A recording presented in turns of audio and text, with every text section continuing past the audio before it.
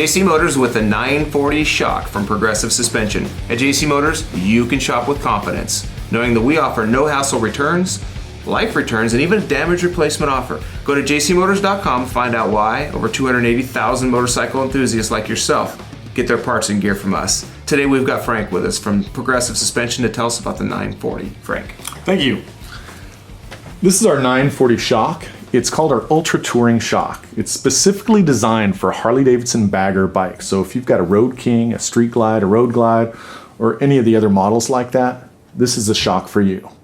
What this is, it's a wolf in sheep's clothing. It's really cool. It's a 13-inch shock when it's sitting like this. So from eye to eye, you're looking at a 13-inch shock. But when you bolt it to your motorcycle, the weight of the bike compresses that shock to a 12-inch shock. So essentially what you've done is you've lowered most of those bikes down by 1 inch. When I say most of those bikes, there are certain bikes that Harley makes that have a 12-inch shock on them. So that's going to be some of your CVO bikes, as well as your Street Glides and a couple other models. So this shock will actually leave it at that same stock height.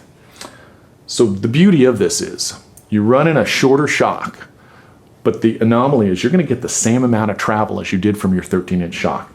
And how we do that, if you take a look, you've got your progressive rate spring, the large one right here, and above that there's a flat wire spring, and that's called our compensator spring.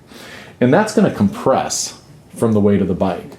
So as you're riding down the road and you come up to a railroad crossing and the bike kind of kicks back up in the air, your suspension's going to droop down. It's called droop travel. If you've got a 12-inch shock, it's only going to extend so far till the shock's at 12 inches, and that's it. And I know this doesn't sound typical, but in a sense, on that big bagger, you could hit that and actually catch air. The back tire will leave the ground. Then when you hit the ground, you've only got the same amount of travel as that 12-inch shock does. But on the 940, it's going to extend an extra inch. So when that tire starts to come up, or when the bike, the frame actually comes up, that shock reaches all the way to 13 inches before you lose contact with the ground. So it's going to be a lot safer for you. But the nice thing is it's going to give you a much better ride, especially in those bottoming positions. If you've ever watched off-road racing, you'll see the trucks. They don't sit extremely tall, but when they come off a jump, all the travel just drops right down to the ground, and then they hit the ground and they land just one big, nice, squishy look, and they're off performing the way they should. Really, in theory, this is how that operates on your bike. Now, I'm not saying go race off-road races with a big bagger, but it really does improve the ride. Some of the other features are for adjustability, because we know when you have a bagger, you're going to ride to a lot of long distance events. You may be riding with a passenger. You're going to overload the gear, fill the bags full of stuff, all the new products that you picked up at JC Motors. But you're going to have to adjust that shock for that weight. So what you do is you just grab the top. It's nicely knurled. Twist it clockwise to add some more preload to it. Same goes when you get back from your trip. You're putting all your stuff away. You're going to start commuting the next day. You don't want it to be stiff. So you grab that top collar and you start turning it counterclockwise. And you find that good position. Now, that's something you're going to want to look at. You have to set the sag correctly on this bike. Now, I'll tell you a real quick and easy way to do it. It's not the perfect way, but it'll get you in the ballpark. With these shocks on the bike standing up in your garage, measure from eyelet to eyelet, and then sit on the bike and take that same measurement.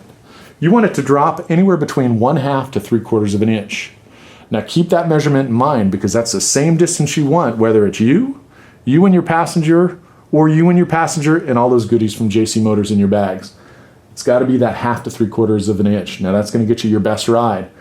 Adjust these accordingly. Now, as you start to screw this top cap down, there's going to be 4 lines on the top of the shock body. And that way you can get the left and right pretty close to being the same. It's not essential. It doesn't have to be 100%. You don't have to get a micrometer out. But, just take a look at those lines and make sure your left and right are about the same. Another added bonus of this shock is it comes with a lifetime warranty. So keep your receipt. And if you ever have any issues, you can just call us up and we'll take a look at it.